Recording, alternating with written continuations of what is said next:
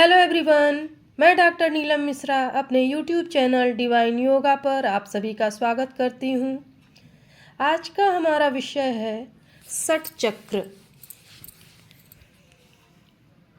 षट चक्र यौगिक साधना के दृष्टिकोण से अत्यंत महत्वपूर्ण विषय है, जो कि उन अदृश्य तत्वों, शक्तियों एवं अंगों जैसे चेतना, मन, बुद्धि, चित्त, अहंकार, अंतःकरण, तीन शरीर, पंचकोश, पंच प्राण, नाड़ियाँ, कुंडलिनी इत्यादि का ही एक समुच्चय है, जिसे यौगिक एनाटमी अर्थात यौगिक शरीर रचना का महत्वपूर्ण भाग कहा जाता है।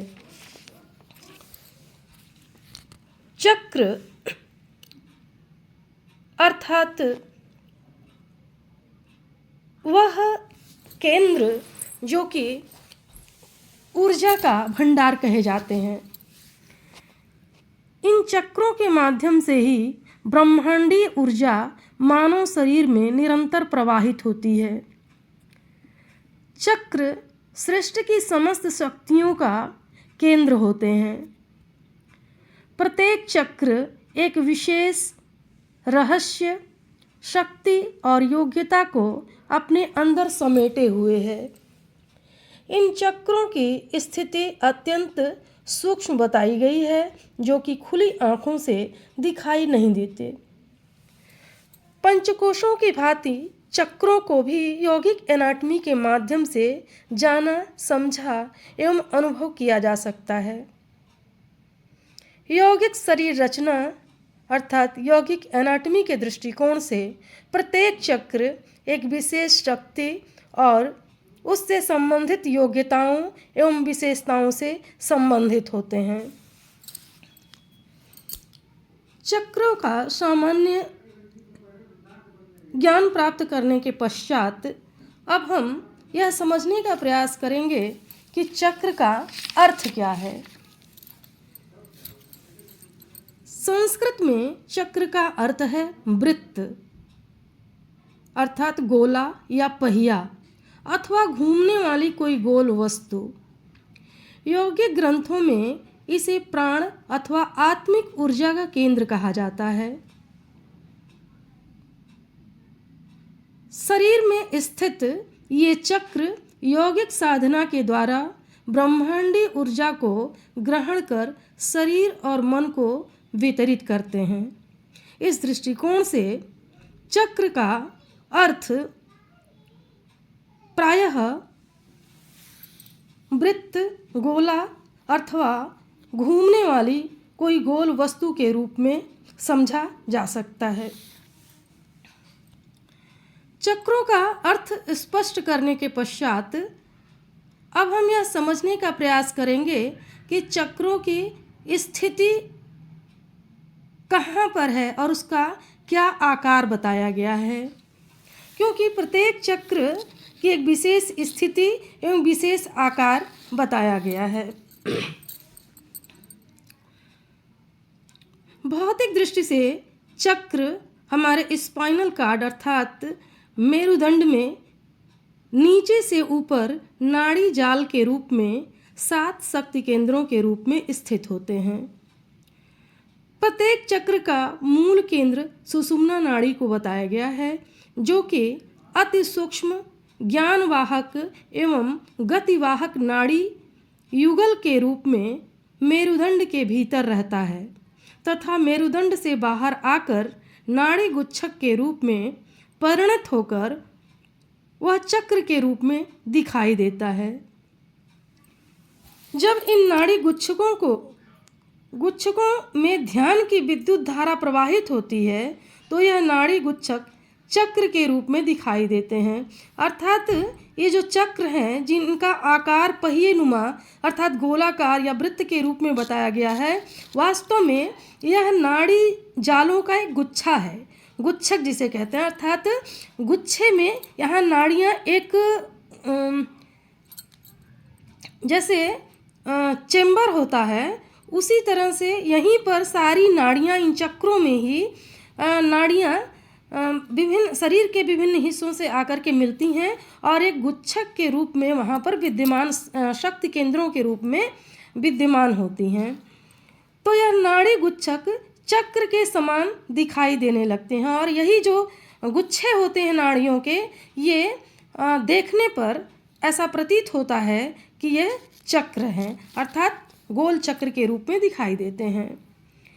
यौगिक ग्रंथों में कल्पना शक्ति के माध्यम से चक्रों को और अधिक स्पष्ट करने के लिए इन्हें कमल के आकार का बताया गया है और इनको कमल की पंखुड़ियों के रूप में अलग अलग संख्या के आधार पर इनका वर्णन किया गया है।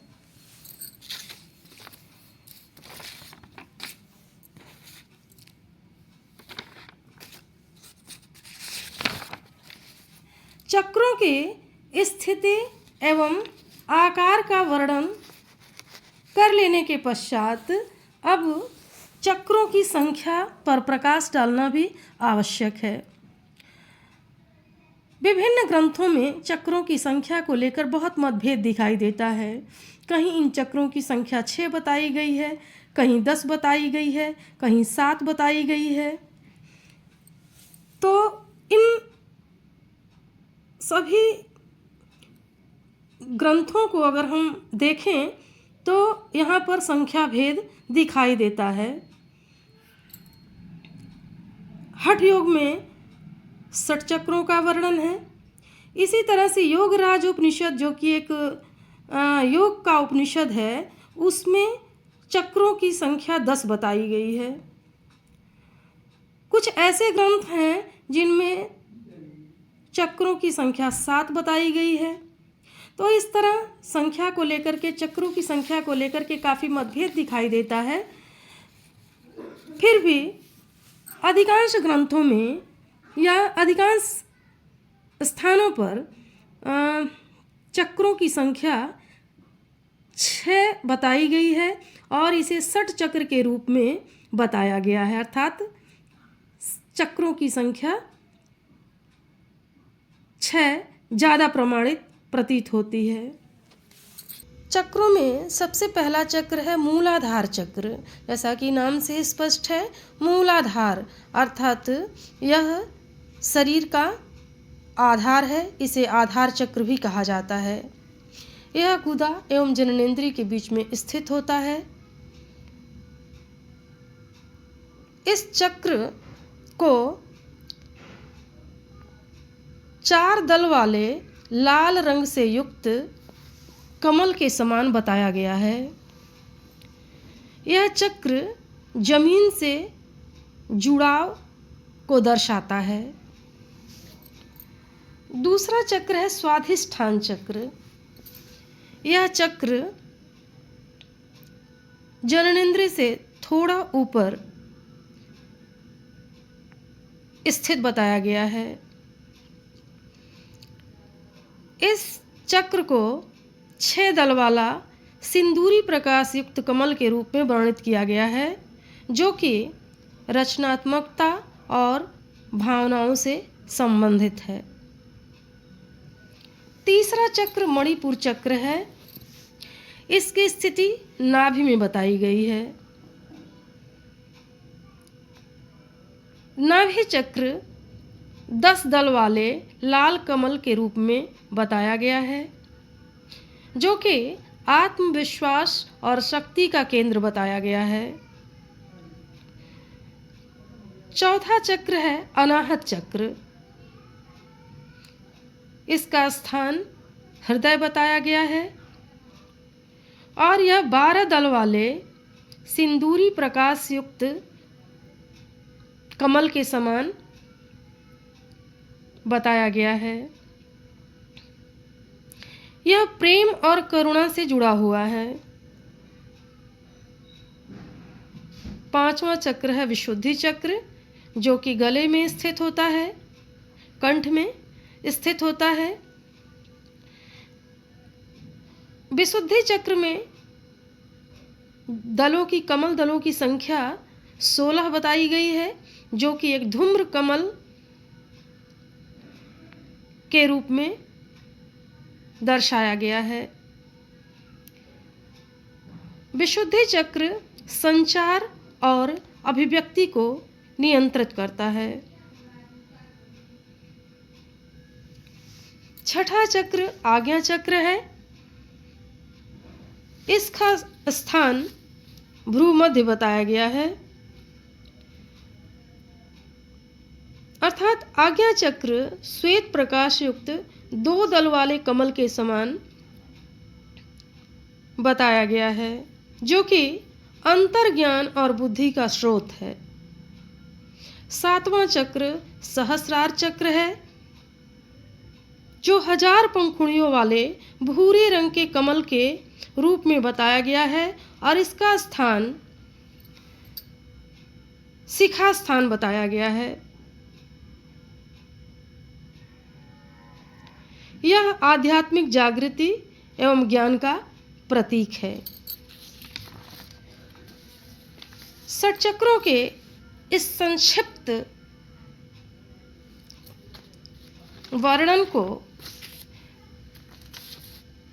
प्रस्तुत करने के बाद अब हम संक्षेप में ये जानने का प्रयास करते हैं कि इन चक्रों को संतुलित करने, जागृत करने से क्या परिणाम होता है, अर्थात इन चक्रों के जागरण का क्या परिणाम होता है। मानव शरीर में ये जो 7 चक्र हैं, जिनका वर्णन अनेकानेक ग्रंथों, यौगिक ग्रंथों में, साधना ग्रंथों में प्राप्त होता है, यह मनुष्य के शारीरिक एवं मानसिक स्वास्थ्य को प्रदर्शित करते हैं और ये चक्र मनुष्य के मानसिक एवं शारीरिक स्वास्थ्य को प्रभावित भी करते हैं। अतः चक्रों को संतुलित करके जीवन में सकारात्मक बदलाव लाया जा सकता है। अगर हम साधना के द्वारा इन चक्रों को संतुलित कर लेते हैं, इनको जागृत कर लेते हैं, तो हम अपने जीवन में सकारात्मक परिवर्तन ला सकते हैं और साधना के मार्ग पर अग्रसर हो सकते हैं। तो इसी के साथ ये हमारा षट चक्र का ये जो विषय था आज का वो पूर्ण हुआ। विषय बहुत ही विस्तृत है, इसे हमने एक बहुत ही शॉर्ट में समझाने का प्रयास किया है। आगे हम सभी चक्रों को विस्तार से अलग अलग समझाने का प्रयास करेंगे और क्रमशः आपको वीडियो के द्वारा आप तक पहुंचाने का प्रयास करेंगे। आज का ये हमारा विषय यहीं समाप्त होता है। आज का हमारा ये षटचक्र विवेचन आपको कैसा लगा, अपने कमेंट्स के द्वारा बताने का प्रयास कीजिएगा।